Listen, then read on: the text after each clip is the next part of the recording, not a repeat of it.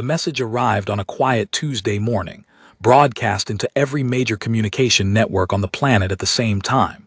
There was no warning before it. One moment the screens showed the news, the weather, and old reruns of talk shows. The next moment, every screen on Earth showed the same thing. A tall, thin alien figure standing in front of a golden symbol, speaking in a calm and steady voice. The alien introduced itself as a representative of the Galactic Council, a group of many different species that had been traveling among the stars for thousands of years. It said that Earth had been watched for a long time, and that humanity was now being given a choice. The Council listed its demands one by one.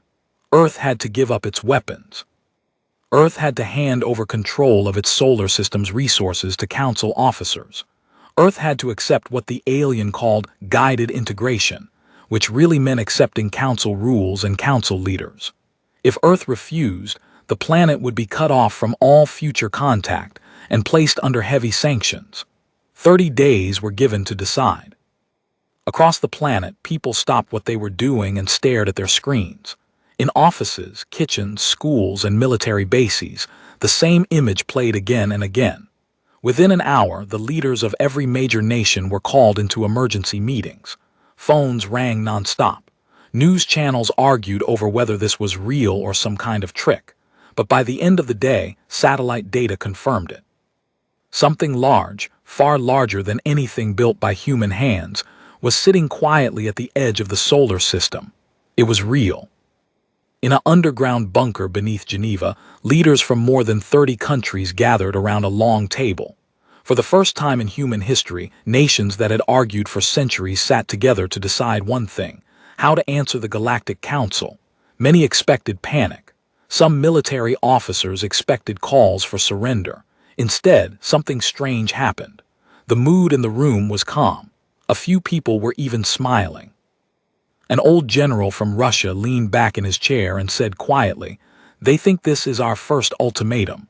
A few people laughed softly. It wasn't because the threat wasn't serious. It was because humanity had been here before, just with smaller, more familiar enemies.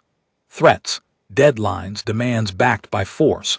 These were not new ideas to a species that had survived world wars, cold wars, and centuries of conflict between its own nations. The aliens were offering 30 days and conditions. Humanity's history was full of moments where far less time had been given, and far worse odds had been faced. A young diplomat from Kenya stood up and pointed at the screen, still replaying the alien's message. "They didn't even ask us anything," she said. "They told us what to do, like we don't have a say. That tells me something about how they think of us." The room grew quiet as people considered her words. The Council's message wasn't really a negotiation. It was an order, delivered with the calm tone of someone speaking to a child. Military officers from several countries exchanged files showing recent unexplained events, strange lights near satellites, brief radio interference that no one could explain, and sensor readings from deep space probes that had gone silent without warning. At the time, these things were dismissed as technical glitches or natural phenomena. Now, looking at them again, many in the room wondered if Earth had already been watched far longer than 30 days, maybe for years.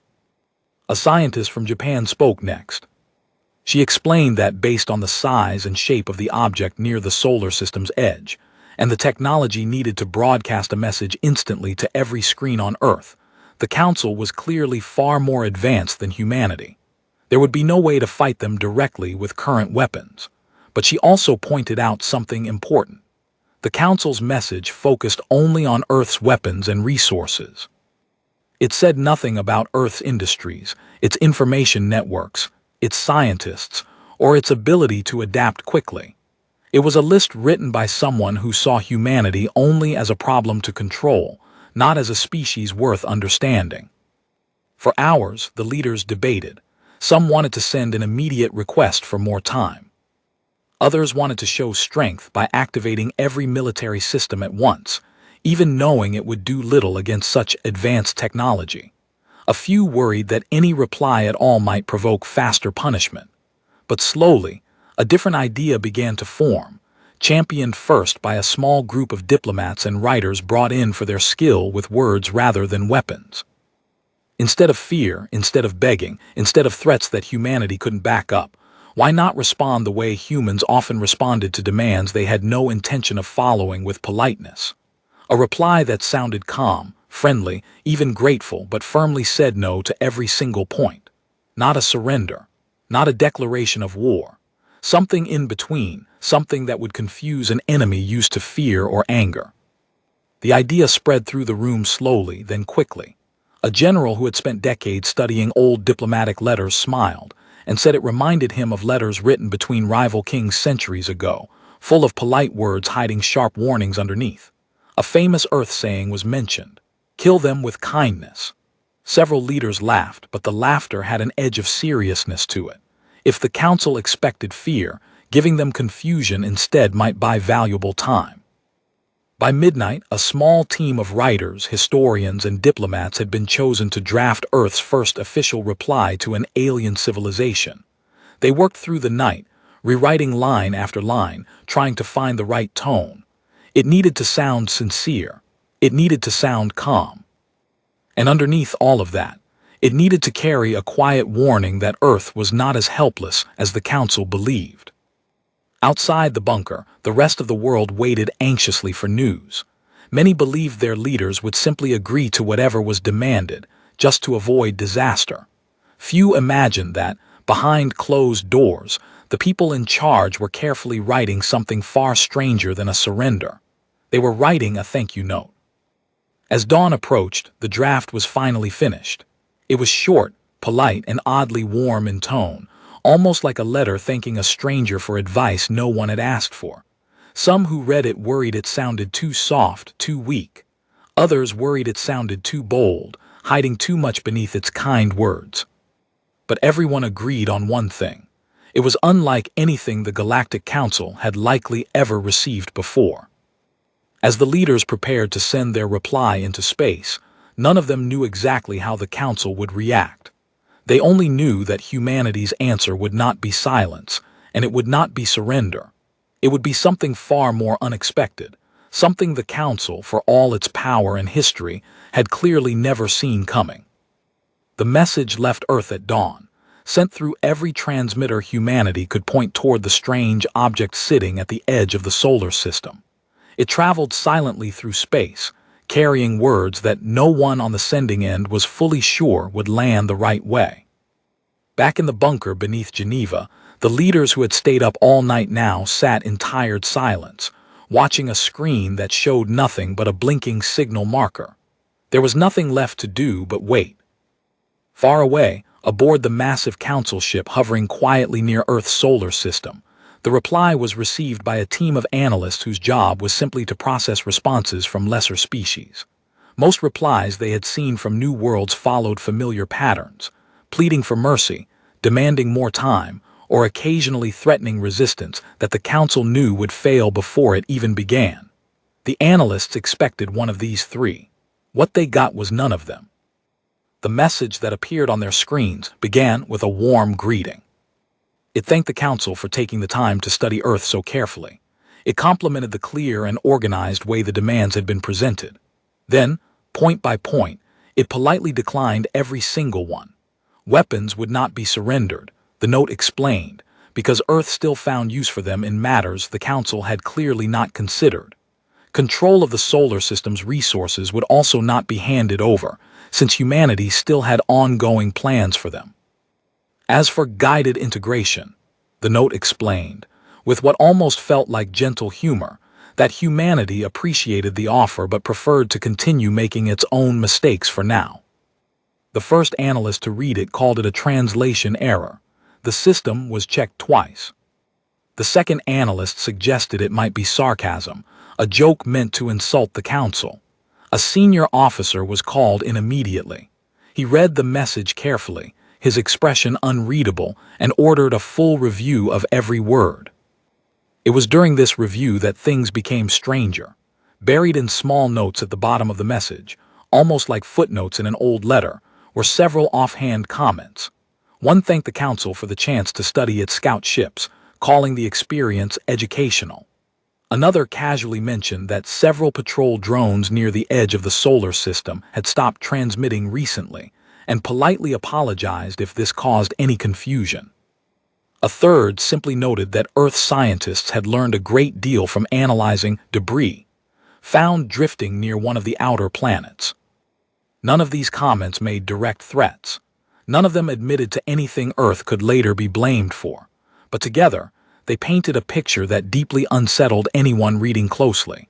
If true, it meant Earth already knew about Council ships that had quietly entered the solar system before the official ultimatum was even sent. It meant some of those ships had gone missing or been studied without the Council's full knowledge. And it meant Earth had learned something from the wreckage, something the Council had never intended to share.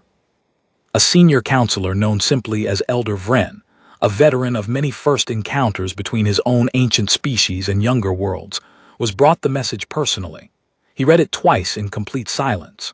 Around him, younger officers buzzed with theories about whether humanity was bluffing, mocking, or simply foolish. Vren said nothing for a long moment. Then he asked a single question. Had any of the Council's earlier scout missions near Earth ever failed to report back? The room grew quiet. After some searching, an officer admitted that 3 small scout probes sent to monitor Earth months earlier had, in fact, gone silent without explanation. At the time, this had been blamed on equipment failure, since young species were rarely considered advanced enough to interfere with Council technology. Vren listened carefully, then said something that made several officers shift uncomfortably in their seats. He said the tone of the message reminded him of letters written by old, cautious civilizations he had encountered earlier in his long career, species that spoke gently not because they were weak, but because they had already calculated the cost of war and decided, for now, that peace was simply more convenient. Not everyone agreed with him. A younger officer, eager to prove himself, argued that this was exactly the kind of trick a desperate species would use. Humanity, he said, clearly knew it could not fight the Council directly, so it was trying to create doubt and fear using nothing but clever words. He suggested sending a small fleet, not to attack, but to demonstrate the Council's power and remind Earth of the consequences of refusal. Several other officers agreed, eager to restore the natural order where younger species respected their elders in the galaxy. Elder Vren disagreed, but he was outvoted. The decision was made to send a modest peacekeeping fleet toward Earth, large enough to show strength, but with strict orders to avoid direct attack unless provoked. The goal was simple: remind Earth who truly held power in this conversation, and pressure the planet into reconsidering its strange, polite refusal. Back on Earth, news of the Council's silence after the message was sent only added to the tension. Some leaders worried that no immediate reply meant an attack was already being planned. Others took the silence as a good sign, believing that confusion bought valuable time. Public reaction across the planet was mixed. Some praised the bold and clever tone of the message once parts of it were leaked to the press, turning the unnamed writers into instant heroes online. Others criticized the leaders for playing games with a species that could destroy Earth without effort. Then, 3 days after the message was sent, sensors detected movement. A formation of ships, smaller than the original Council vessel, but still far larger than anything Earth had ever built, began approaching the solar system. Military officers across the world were put on alert. Fighter jets, satellites, and tracking systems focused entirely on the approaching fleet. No one knew exactly what would happen next, but everyone understood that the next move belonged to the Council, and Earth's calm, polite defiance was about to be tested for the first time. In the same Geneva bunker where the message had been written, the same group of leaders gathered once again. The mood this time was tense, but oddly steady. The diplomat from Kenya, who had spoken so plainly during the first meeting, looked around the room and asked a simple question. Had anyone expected the Council to simply accept no for an answer? No one had. This had always been expected as just the first step, not the end of the conversation. A military commander reminded everyone that the orders given days earlier still stood. No weapons would be fired first. No aggressive action would be taken unless the Council attacked directly. Earth's strength, for now, would come from patience, preparation, and quiet defenses already put in place long before this crisis began. Defenses few outside select military and scientific circles even knew existed. As the Council's fleet drew closer, calculations were checked one final time. Communication systems were tested. Hidden defense networks, built quietly over years under the cover of ordinary satellite projects, were brought online without any public announcement. Earth's leaders did not know exactly what would happen when the fleet arrived, but they knew one thing clearly. Whatever came next would not be a simple victory for the Council, and whatever the outcome, the galaxy was about to learn that humanity's polite words had not been empty ones. The Council fleet entered the edge of the solar system on a clear morning, though no one on Earth could see the ships with their own eyes. Only powerful telescopes and sensors picked up their movement, dozens of large shapes gliding silently past the outer planets. News of their arrival spread quickly, and within hours, almost every person on the planet knew that the moment of testing had finally come. Inside the lead Council ship, a young commander named Threlk studied the readings of the solar system ahead. He had been chosen to lead this mission because of his careful nature and his record of avoiding unnecessary conflict during earlier first contact missions with smaller worlds. His orders were clear: show strength. Make Earth understand the size of the gap between their power and the Council's. Do not attack unless attacked first. Force a different answer.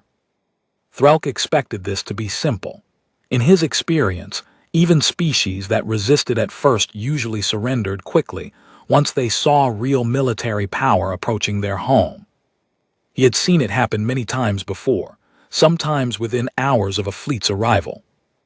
As the fleet moved closer, the first strange signs appeared. Routine communication checks between ships began arriving late, sometimes garbled, sometimes slightly delayed in ways that made no logical sense given the simple distances involved. At first, technicians blamed natural interference from the sun or unusual readings from unfamiliar parts of space. But the problems grew worse the closer the fleet came to Earth. One smaller support ship reported a sudden and unexplained shift in its navigation system, causing it to drift slightly off its planned course. Engineers checked every system twice and found nothing wrong with the hardware itself. It was as if the information feeding into the system had simply been wrong, though no clear source of the error could be found. Another ship reported a brief loss of contact with the main fleet for several minutes, only to reconnect normally afterward with no explanation for the gap. None of these events were dramatic enough to alarm the entire fleet at first. Commander Threlk dismissed them as ordinary technical issues, the kind that often appeared when traveling near unfamiliar stars and unknown planetary defenses. He pressed the fleet forward, eager to complete the mission quickly and report success back to the Council leadership. Then came the incident with the reactor. One of the larger support vessels, responsible for carrying additional weapons systems, suddenly reported a serious malfunction deep within its main reactor. Warning lights flashed across its control room as power levels became unstable.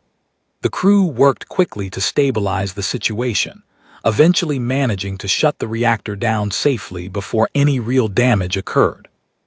The ship was left stranded, unable to move under its own power, though otherwise undamaged and with no injuries reported among its crew. What confused Threlk and his engineers most was not that the malfunction happened, but how perfectly controlled it seemed. The reactor had not exploded. It had not caused harm to the crew. It had simply stopped working at exactly the right moment to disable the ship without endangering it. When engineers later reviewed the data, they found patterns suggesting the failure had been triggered by an outside signal, something far too precise to be a random technical fault, yet impossible to trace back to any clear source. Word of the incident spread quickly through the fleet. Crews who had once felt completely secure aboard their advanced ships now found themselves checking their systems nervously, wondering if their own vessel might be the next one targeted in such a quiet, careful way. No weapons had been fired. No ship had been destroyed. Yet the sense of control the fleet once held over the situation had clearly begun to slip. Elder Vren, who had remained behind on the main council vessel further out in space, received reports of these events with growing concern. He requested a private channel with Commander Threlk and warned him directly. He reminded the young commander of the strange politeness in Earth's earlier message, the quiet confidence behind its calm refusal. He suggested that what the fleet was experiencing now was not random bad luck, but a careful demonstration, designed specifically to avoid open violence while still proving a clear point. Earth was showing the Council exactly how much control it actually had, without ever pulling a trigger. Threlk was reluctant to accept this idea fully. Admitting that a newly discovered, technologically simpler species could disable Council ships without firing a single shot felt almost impossible to believe. He ordered increased caution, but refused to retreat, still believing that pressing forward and demonstrating raw firepower would eventually force Earth's leaders to back down.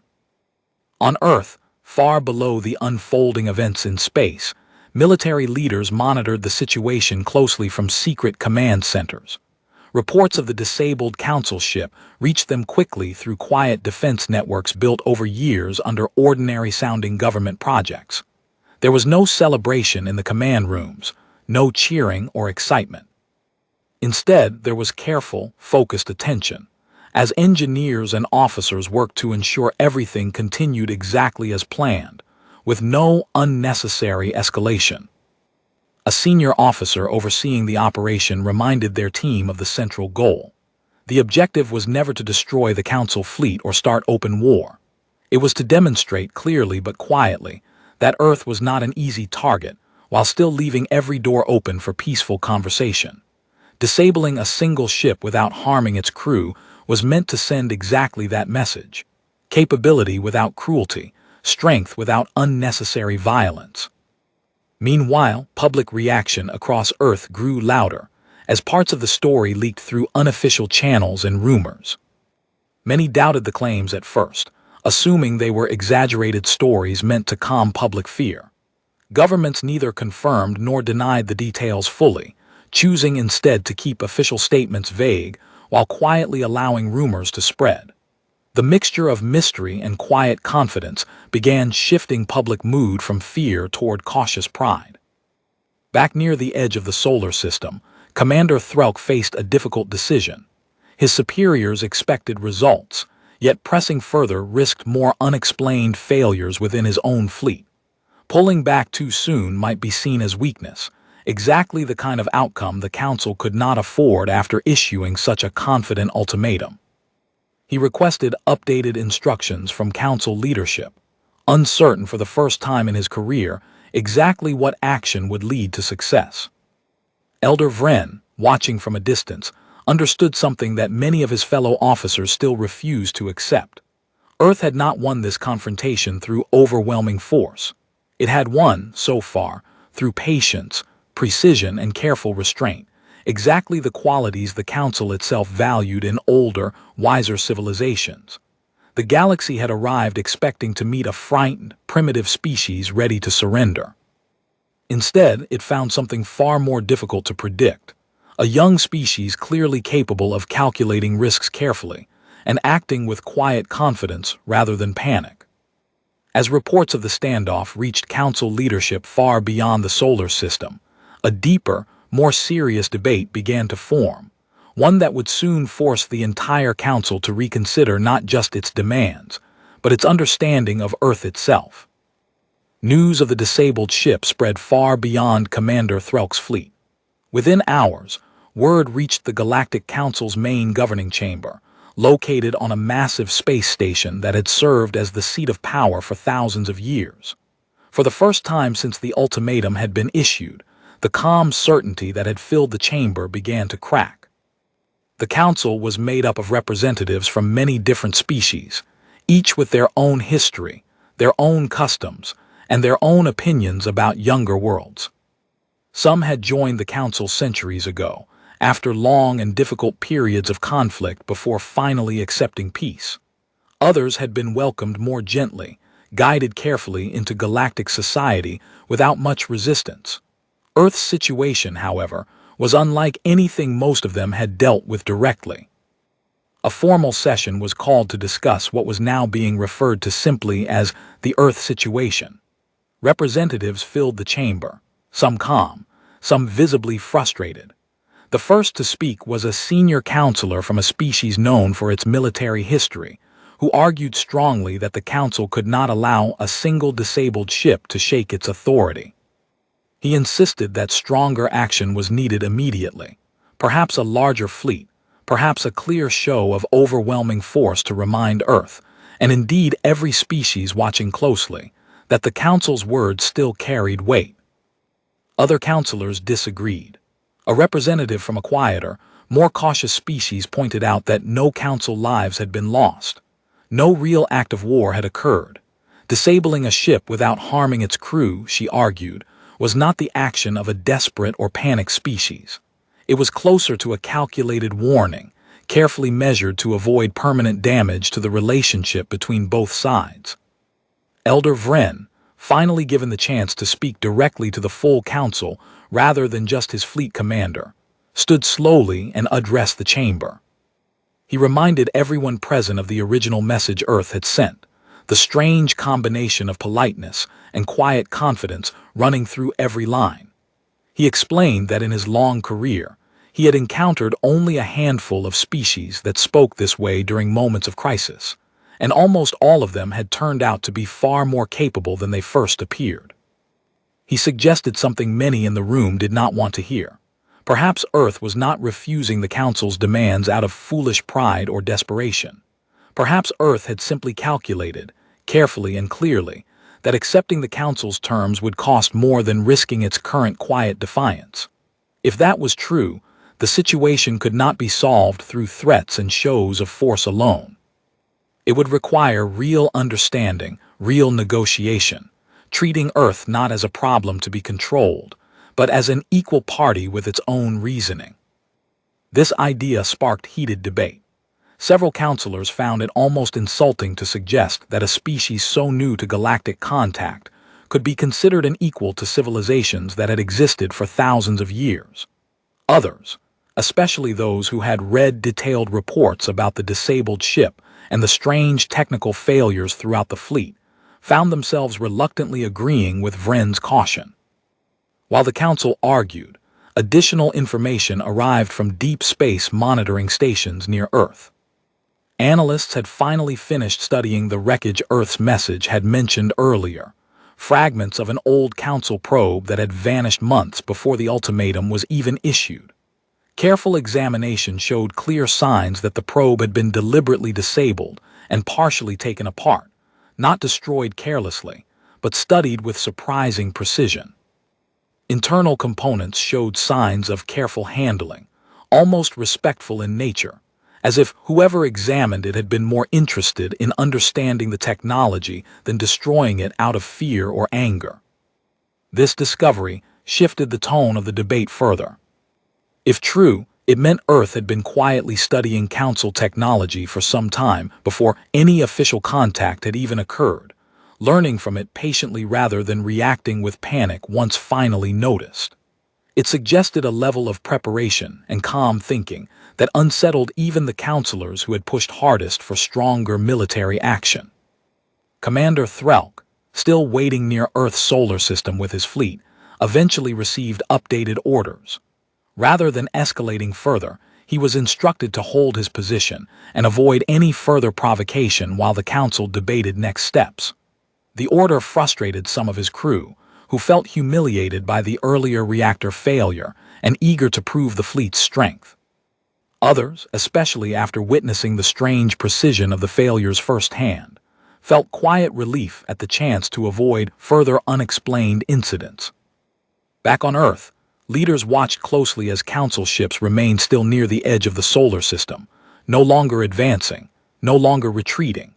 Intelligence analysts interpreted this pause as a strong sign that the Council was reconsidering its approach rather than simply preparing for a larger attack.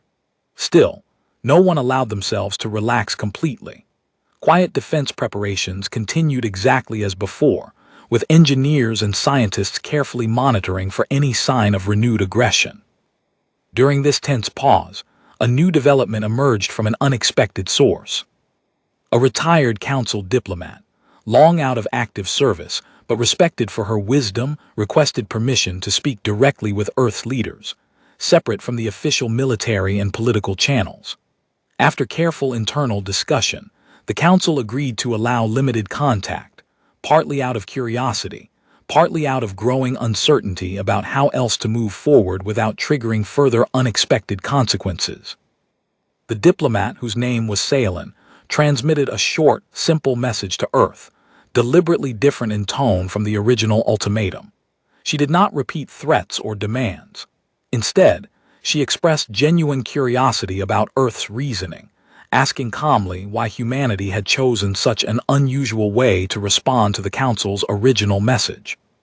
She made it clear that this was not an official negotiation, simply an attempt to understand. Earth's leaders debated carefully before responding. Some worried that any extra communication might reveal weaknesses or strategies better left hidden. Others argued that this represented exactly the kind of opening they had hoped for from the beginning, a chance to explain Earth's position honestly, without panic, without unnecessary boasting, simply as one civilization speaking plainly to another. After careful discussion, Earth sent a brief reply through the same official channel used for the original thank you note. It explained simply that humanity had faced countless difficult challenges throughout its history, and through painful experience, had learned that demands made without real understanding often led to far worse outcomes for everyone involved. Earth's leaders explained that they preferred honest disagreement over forced agreement, even if it meant taking on greater risk in the short term. The simple honesty of this message struck Salen deeply when she received it. She presented it to the wider council, framing it not as defiance, but as a genuine philosophical difference in how Earth approached difficult situations. Slowly, cautiously, opinions within the council began shifting once again, not toward immediate trust, but toward a careful willingness to consider a different approach altogether, one based on conversation rather than control. As both sides paused to reconsider their next moves, it became increasingly clear that neither full surrender nor full-scale war would settle this situation easily. Something new would have to be built between Earth and the Galactic Council, something neither side had originally expected when this strange standoff first began. Weeks passed before the Council finally agreed on a clear path forward. The earlier debates, full of anger and pride, slowly gave way to a quieter and more careful approach. Too much evidence had piled up to ignore. A disabled ship left unharmed, a studied probe handled with surprising care, a message that refused every demand without a single threatening word.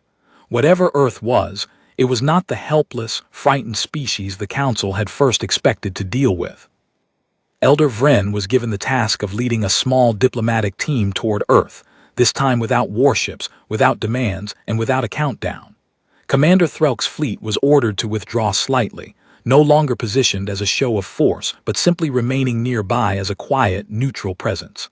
The shift was small, but everyone on both sides understood its meaning. The Council was no longer trying to control the conversation. It was trying to actually have one. On Earth, news of the Council's change in approach spread quickly. Public reaction shifted from anxious waiting to cautious hope. People who had spent weeks fearing sudden destruction now allowed themselves small moments of relief, though leaders reminded everyone that the situation remained delicate. Diplomats from around the world prepared carefully for the upcoming meeting, knowing that whatever happened next would shape humanity's place among the stars for generations to come.